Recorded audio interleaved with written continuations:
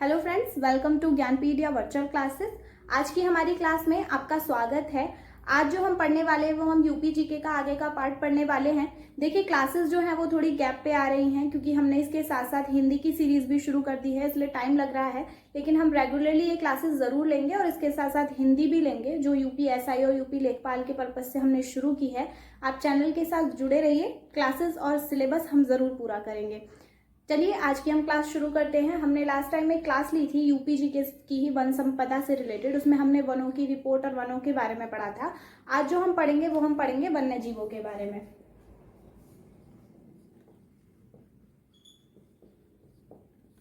देखिए, वन्य जीवों का जब भी हमारा देश जब आजाद हुआ उसके पहले से ही क्या हो रहा था कि लोग अपने शौक के लिए जो है इन वनों में जीव हुआ करते थे उनको मार दिया करते थे, शिकार किया करते थे, या उनकी खाल को बेच दिया करते थे, या घर में डेकोरेशन के लिए उनको यूज करते थे। जिस भी पर्पज से वो यूज किया करते थे वो शिकार उनका किया करते थे, बहुत हाई लेवल पर उनका शिकार होता था। और धीरे धीरे इन वनों जो जीवों की संख्या है वो वनों में कम हो गई। जीव जो है वो पूरे पृथ्वी के संतुलन के लिए बहुत ज्यादा जरूरी है। सरकार ने ये महसूस किया कि हमें अपने जीवों को बचाना है, जीव जंतुओं का बचाव करना है।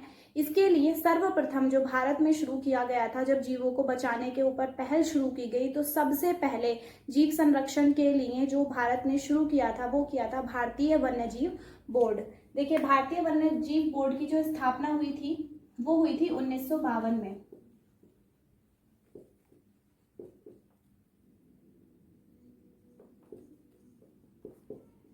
भारतीय वन्यजीव बोर्ड 1952 में, इसकी स्थापना हुई 1952 में। ये है इस समय पर देहरादून में, देहरादून उत्तराखंड में है ये। उसके साथ साथ इसकी जो स्थापना हुई 1952 में हुई, और इसके जो अध्यक्ष होते हैं वो तत्कालीन प्रधानमंत्री होते हैं। जो भी उस समय पर प्रधानमंत्री हैं वो इसके अध्यक्ष होते हैं। जैसे वर्तमान में इसके अध्यक्ष जो है वो होंगे नरेंद्र मोदी जी, श्री नरेंद्र मोदी, जो इस समय पर प्रधानमंत्री हैं। तो इसके जो अध्यक्ष हैं वो हमेशा से ही प्रधानमंत्री होते हैं देश के। और ये स्थान कहाँ पर ये शुरू किया गया था? देहरादून उत्तराखंड में। भारतीय वन्यजीव बोर्ड कहाँ पर है? देहरादून उत्तराखंड में। तो ये प्रश्न पूछा जा सकता है कि भारतीय वन्यजीव बोर्ड कहाँ है, तो आप इसका आंसर लगा सकते हैं उत्तराखंड में है, देहरादून में। और वन्यजीव बोर्ड की स्थापना की गई 1952 में। तो क्या हुआ, ये जो है अभी तक हमारे देश में वन्य जीवों के संरक्षण के लिए सबसे बड़ा बोर्ड है। इसके बाद शुरुआत हुई भारतीय वन्यजीव परिरक्षण के लिए। तो वन्यजीव परिरक्षण बोर्ड का वन्यजीव परिरक्षण अधिनियम जो है वो पारित किया गया। वन्यजीव परिरक्षण अधिनियम,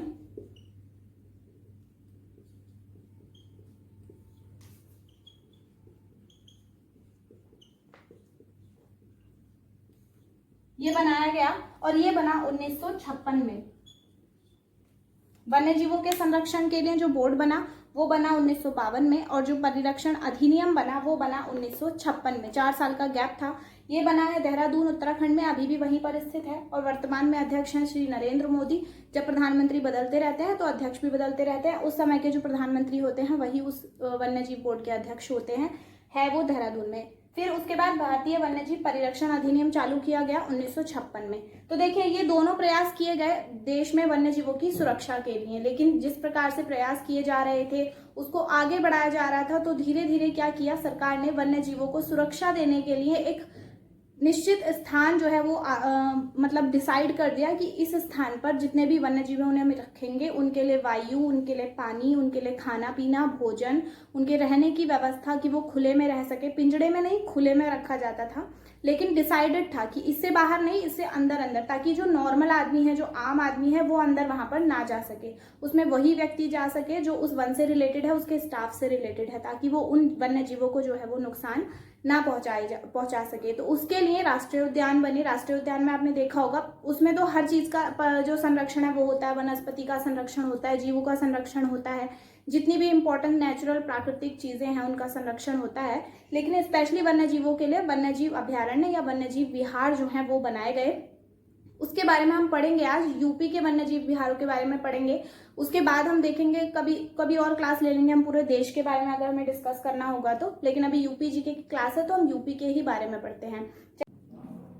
इसी प्रयास में आगे क्या हुआ, जो अगला अधिनियम बनाया सरकार ने वो बनाया वन प्राणी सुरक्षा अधिनियम।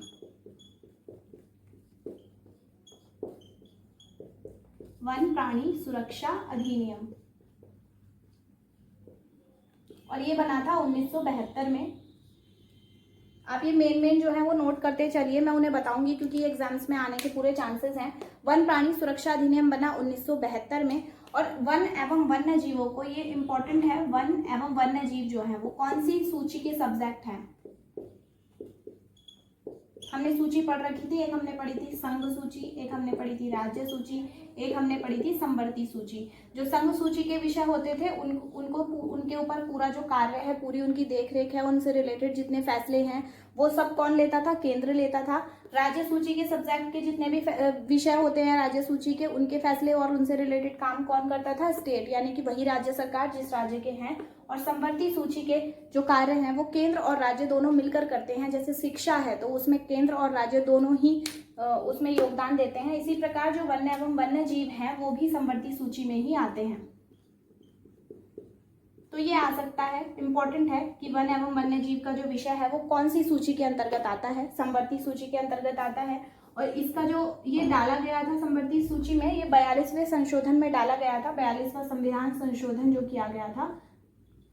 और इसका जो याद करने का तरीका है वो ये है, 1976 में किया गया था। 4 और 2 6, लास्ट में 6, इस तरीके से आप इसको याद कर सकते हैं। 42वें संविधान संशोधन 1976 के तहत वन एवं वन्य जीवों को संवर्ती सूची के अंतर्गत शामिल किया गया था। तो ये इंपॉर्टेंट है। कुछ कुछ जीव हैं जिन्हें मैं बता देती हूँ, जैसे हिरण है, खरगोश,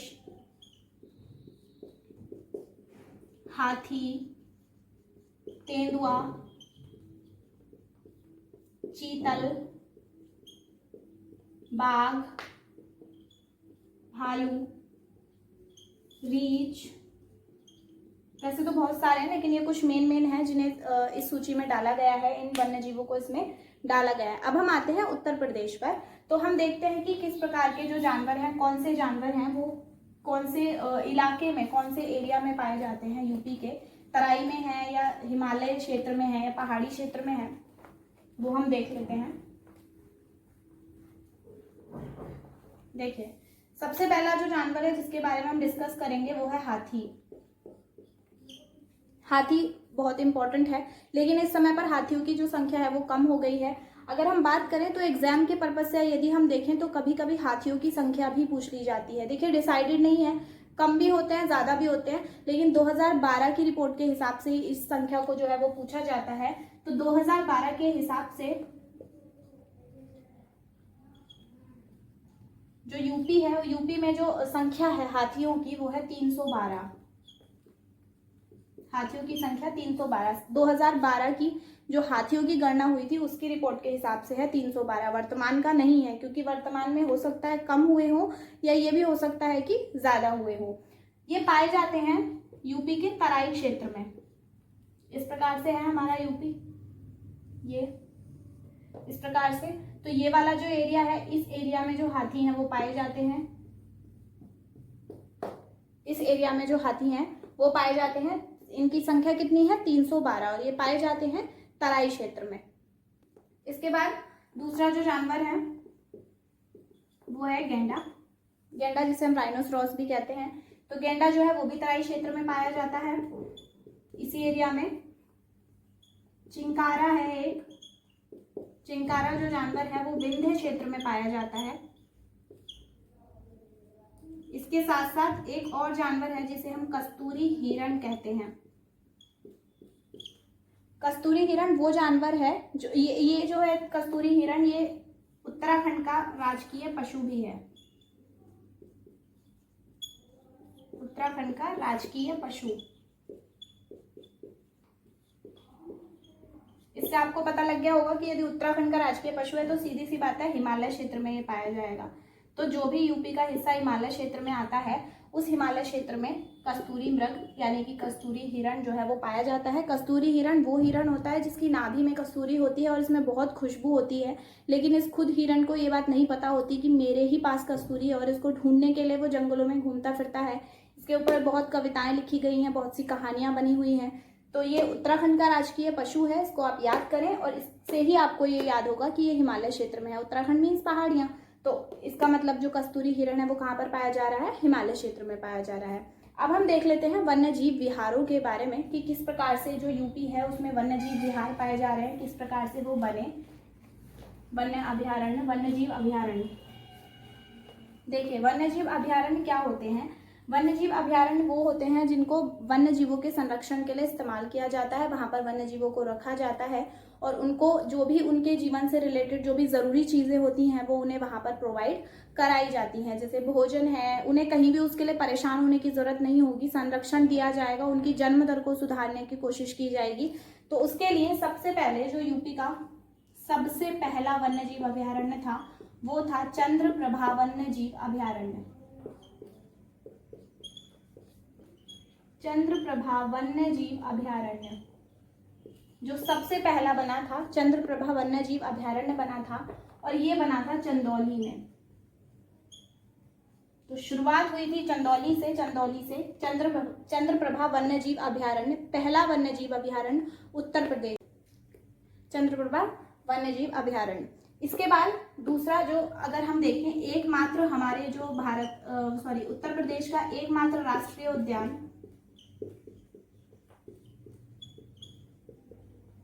वो कौन सा है, तो सबको पता होगा वो दुधवा नेशनल पार्क है। Dudhwa national park. और इसमें क्या है, दुधवा नेशनल पार्क सबसे ज्यादा इंपॉर्टेंट एकमात्र राष्ट्रीय उद्यान और एकमात्र ही टाइगर रिजर्व भी है ये हमारे उत्तर प्रदेश का, एकमात्र टाइगर रिजर्व है। कहां पर ये, पीलीभीत में है, सॉरी लखीमपुर खीरी।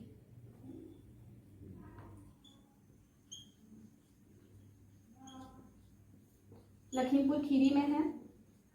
इसका जो क्षेत्रफल है वो है 490 किलोमीटर स्क्वायर।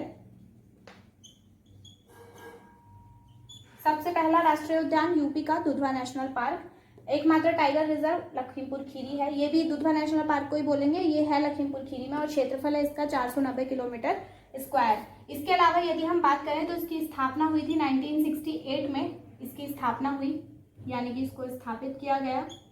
इसको राष्ट्रीय उद्यान का दर्जा जो है वो दिया गया 1977 में, ये राष्ट्रीय उद्यान बना। और 1987 से 88 के बीच में क्या हुआ, इसको टाइगर रिजर्व का दर्जा दिया गया। इसमें इसको बाघ परियोजना में शामिल किया गया, बाघ परियोजना में शामिल किया गया।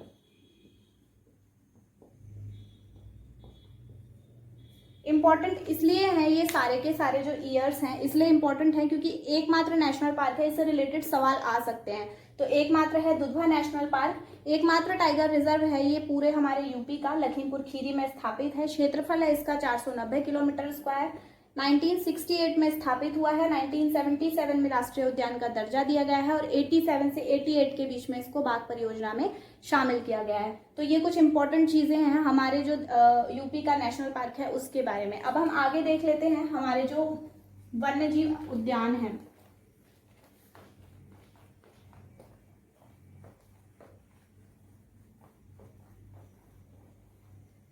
हम देख लेते हैं अब वन्य जीव उद्यान, सॉरी बाघ अभयारण्य।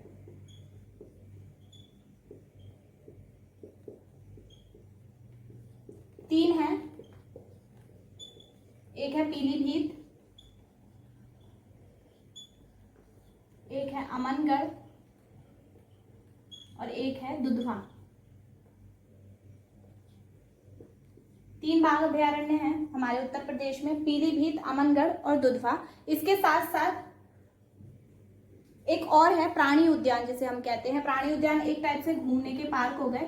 प्राणी उद्यान हमारे पूरे प्रदेश में सिर्फ 2 हैं, क्योंकि ये कम है इसलिए ये पूछे जा सकते हैं। एक है कानपुर में और एक है लखनऊ में। जो निर्माण में चल रहा है इस समय पर, जो बन रहा है वो एक बन रहा है गोरखपुर में, जिसका नाम है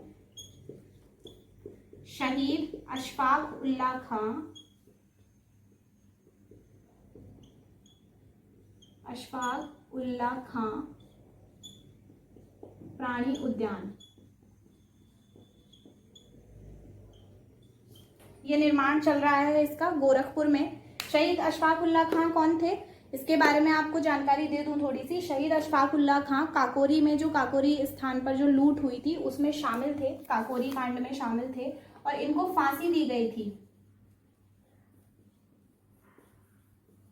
काकोरी कांड में शामिल थे और इनको फांसी दी गई थी, इसलिए इनके नाम पर, इन्होंने देश के लिए बहुत कुछ किया, इसलिए इनके नाम पर एक प्राणी उद्यान की स्थापना यानी कि जो बनाया जा रहा है वो बनाया जा रहा है गोरखपुर में। अभी तक 2 ही हैं, ये निर्माण में चल रहा है, अभी पूरी तरीके से बना नहीं है। इसके साथ साथ एक और अभी बना है हमारे प्रदेश में, लायन सफारी।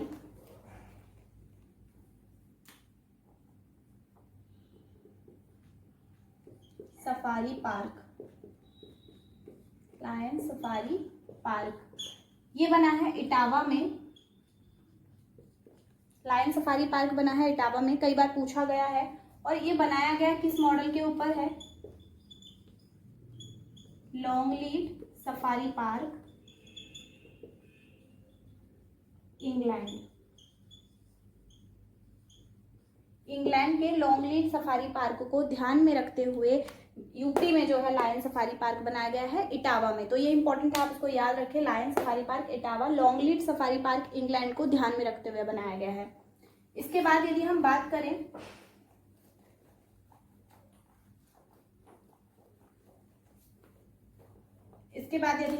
एक तो ये लायन सफारी पार्क हो गया, इसके साथ साथ एक नाइट सफारी पार्क है। Night safari park, night safari park में क्या है, देखिए अधिकतर पार्क में क्या होता है, किसी भी नेशनल पार्क में या कितने भी पार्क्स होते हैं वो क्या होते हैं, शाम के समय में बंद हो जाते हैं, रात को उसमें जाने की परमिशन नहीं मिलती। तो हम नहीं देख पाते कि रात्रि के समय में जो जीव हैं, जो जीव जंतु वहां पर रह रहे हैं, उनका जो व्यवहार है वो कैसा है। तो उस चीज का अनुभव देने के लिए ग्रेटर नोएडा में नाइट सफारी पार्क जो है वो शुरू किया गया। नाइट सफारी पार्क शुरू करने के पीछे का पर्पज यही है कि लोगों को रात्रि के समय में वहां पर जो है घुमाया जाए, उन्हें उस चीज का अंदाजा हो कि रात्रि के समय में जो जानवर हैं, जीव जंतु हैं, वो किस प्रकार का व्यवहार करते हैं। अंधेरा कर दिया जाता है, रात होती है और एक बहुत बड़ी सी गाड़ी होती है, बिल्कुल सील गाड़ी होती है, जानवरों को खुला छोड़ दिया जाता है और उस गाड़ी में लोगों को बैठाकर घुमाया जाता है, जिससे क्या होता है, जानवर उन्हें हानि नहीं पहुंचा सकते और लोग उनका जो रात्रि का व्यवहार है वो देख सकते हैं। तो ये नाइट सफारी पार्क है ग्रेटर नोएडा में। ग्रेटर नोएडा में है नाइट सफारी पार्क। तो लायन सफारी पार्क इटावा में है। लॉन्गलीड सफारी पार्क इंग्लैंड को ध्यान में रखते हुए, उसके मॉडल को ध्यान में रखते हुए बनाया गया है। Night safari park greater Noida में है। ये 2 इंपॉर्टेंट है, इनको आपको याद करना बहुत ज्यादा जरूरी। इसके साथ साथ नेक्स्ट जो हम देखें वो है एक हाथी सफारी पार्क। ये भी इटावा में ही बनाया गया है। दोनों याद करना आसान है, लायन भी वहीं पर है, हाथी भी वहीं पर है। इसके बाद नेक्स्ट है गंगा डॉल्फिन सूचना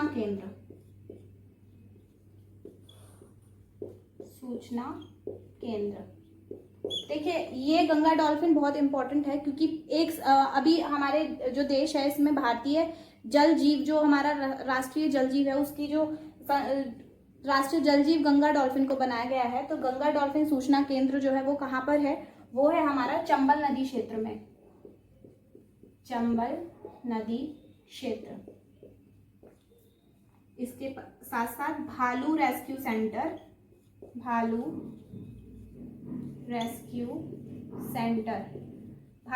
सेंटर है मथुरा में। तो ये कुछ इंपॉर्टेंट पॉइंट्स हैं जो आ सकते हैं। लायन सफारी इटावा, हाथी सफारी भी Etawah, night safari greater Noida, Ganga dolphin सूचना केंद्र चंबल नदी क्षेत्र और भालू रेस्क्यू सेंटर मथुरा। ये कुछ पॉइंट्स हैं जो बहुत ज़्यादा इंपॉर्टेंट हैं। इसके अलावा अब हम देख लेते हैं वन्यजीव विहारों के बारे में। सबसे बड़ा कौन सा है, सबसे छोटा कौन सा है, कितना उसका कहाँ पर किस एरिया में है, किस किस जिले को कवर करता है, वो हम देख लेते हैं। लिस्ट बना लेती हूँ मैंने लिस्ट बना ली है, चलिए देख लेते हैं। देखिए मैंने इधर नाम लिखे हैं, ये इनका क्षेत्रफल है और ये इनका जिला है जिस जिले में ये आते हैं। सबसे पहला जो मैंने बताया था पहले भी, चंद्रप्रभा वन्यजीव अभयारण्य बना था। 96 किलोमीटर स्क्वायर इसका एरिया है और ये चंदौली जिले से रिलेटेड है। चंदौली से चिंकारा, सांभर और हाथी इसके जो मेन जानवर हैं जिनका संरक्षण होता है ये वो हैं। दूसरा है किशनपुर, 227 किलोमीटर स्क्वायर और ये लखीमपुर खीरी में है, जिसमें चीता और तेंदुआ ये सब आते हैं। यहीं पर है दुधवा नेशनल पार्क भी, कतरनिया घाट 400 किलोमीटर स्क्वायर बहराइच जिले में कवर करता है। रानीपुर 230 किलोमीटर स्क्वायर बांदा जिले में कवर करता है। ये ललितपुर है, ललितपुर नहीं है, नाम से ही पता चल रहा है ललितपुर कहाँ पर होगा, ललितपुर में होगा। और इसमें बंदर और मोर जो है उनको संरक्षित किया जाता है। इसका क्षेत्रफल है 5.41 kilometre square. Hastinapur 2073 kilometre square. सबसे बड़ा जो वन्यजीव अभयारण्य है पूरे उत्तर प्रदेश का वो है हस्तिनापुर वन्यजीव अभयारण्य। आप एरिया देखकर समझ रहे होंगे, 2073 किलोमीटर स्क्वायर है, ये सबसे बड़ा है। सबसे छोटा भी है, बहुत ज्यादा छोटा है वो, ये बहुत ज्यादा बड़ा है, 2073 किलोमीटर स्क्वायर। और हस्तिनापुर आप सभी जानते हैं महाभारत काल से रिलेटेड है, श्री कृष्ण के जमाने का जो बहुत बड़ा क्षेत्र है वो है।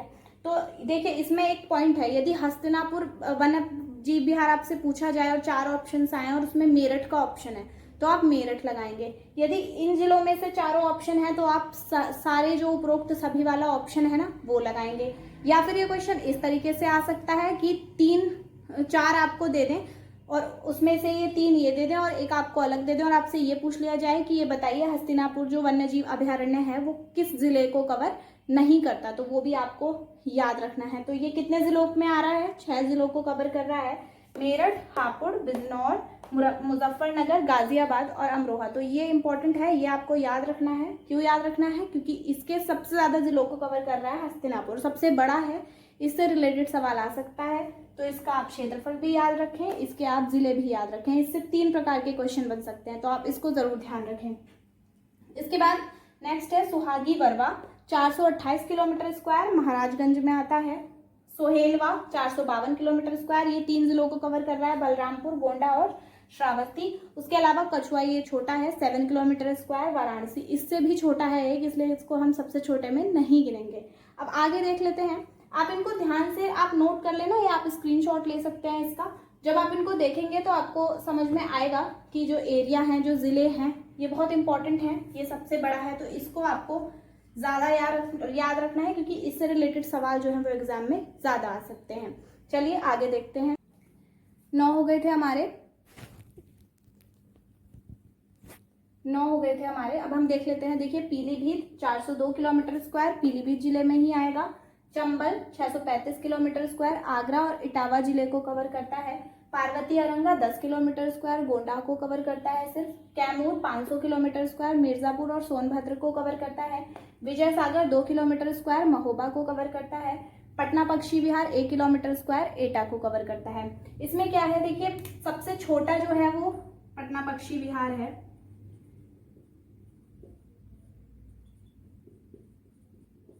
पटना पक्षी विहार जो कि एटा में है। ये अधिकतर पूछ लिया जाता है उन एग्जाम्स में, आपको लगेगा कि ये स्टैटिक जीके ना होकर सेंट्रल जीके है, मतलब पूरे देश की जीके है, क्योंकि पटना बिहार की राजधानी है, सबको पता है, और उसमें बिहार का ऑप्शन होता ही होता है। यदि पटना वन्यजीव विहार है उसके बारे में पूछे तो बिहार का ऑप्शन होता ही होता है, तो आप उसको ध्यान रखेंगे कि वो एटा में है ना कि बिहार में है, इसीलिए ये ज्यादा पूछते हैं और सबसे छोटा है, इसलिए इससे रिलेटेड सवाल भी पेपर में आ सकते हैं। इसके बाद हम बात करेंगे चिड़ियाघरों की। तो देखिए पूरे उत्तर प्रदेश में 3 चिड़ियाघर हैं।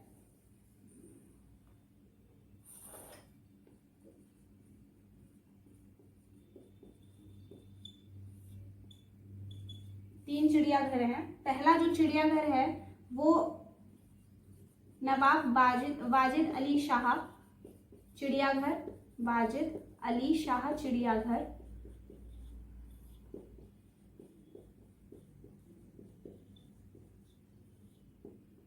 ये है लखनऊ में। दूसरा चिड़ियाघर है कानपुर, जो कि कानपुर में ही है, कानपुर चिड़ियाघर। इसके अलावा शहीद Ashfaq Ullah Khan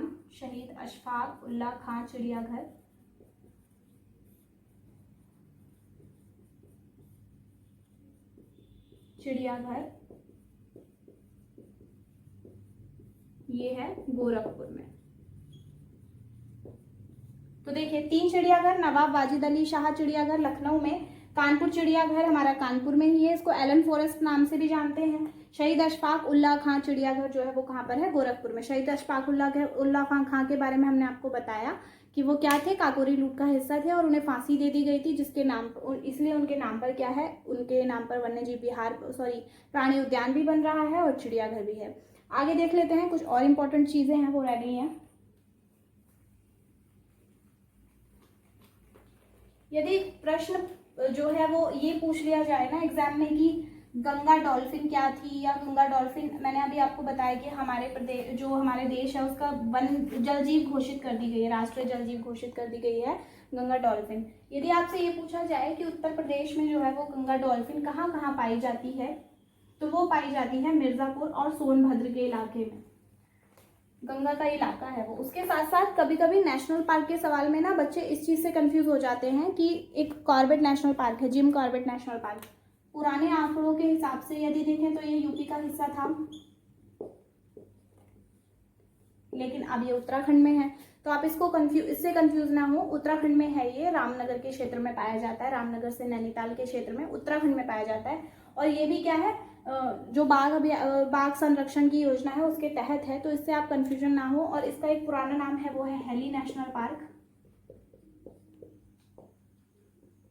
heli national park. तो ये दोनों नाम से प्रश्न जो है वो एग्जाम में पूछ सकते हैं, जिम कॉर्बेट या हेली नेशनल पार्क। तो आप इसमें कंफ्यूज नहीं होंगे। ये उत्तराखंड के जिस प्रकार से जो जीव जंतु हैं उनको संरक्षित करने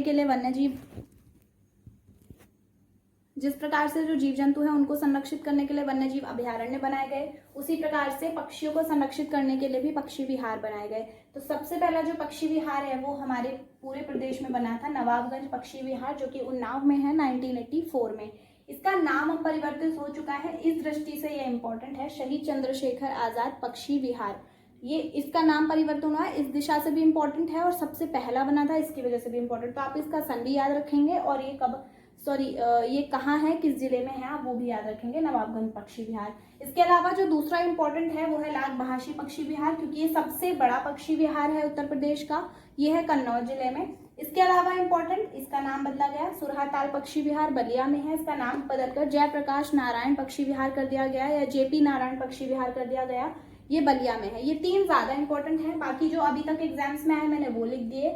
समस्तपुर रायबरेली आया है, बखीरा आया है, बखीरा कबीरा आप इससे याद कर सकते हैं, संत कबीर नगर में है, और सूर सरोवर जो है वो आगरा में है। इसके अलावा 2 चीजें और रह गई हमारी, एक है तितली पार्क। तितली पार्क कहाँ पर है, यूपी में, लखनऊ और कानपुर 2 जगह पर है तितली पार्क, लखनऊ और कानपुर में तितली पार्क है, 2 स्थानों पर है। इसके अलावा दूसरा है मोर संरक्षण केंद्र, मोर संरक्षण केंद्र वो है वृंदावन में, और वृंदावन किस जिले में लगता है, मथुरा में। इस प्रकार देखिए, आज हमारे वन्य जीवों का क्लास खत्म हुआ, उसके साथ साथ हमने पक्षी विहार भी पढ़ लिए। कुछ और इंपॉर्टेंट चीजें थी जो मैंने वनों से रिलेटेड यूपी की बताई, तो आप इस क्लास को ध्यान से पढ़ें। और यदि ये क्लास आपको अच्छी लगी हो तो आप वीडियो को लाइक जरूर करें, चैनल को सब्सक्राइब करें और शेयर करना ना भूलें। Thank you so much.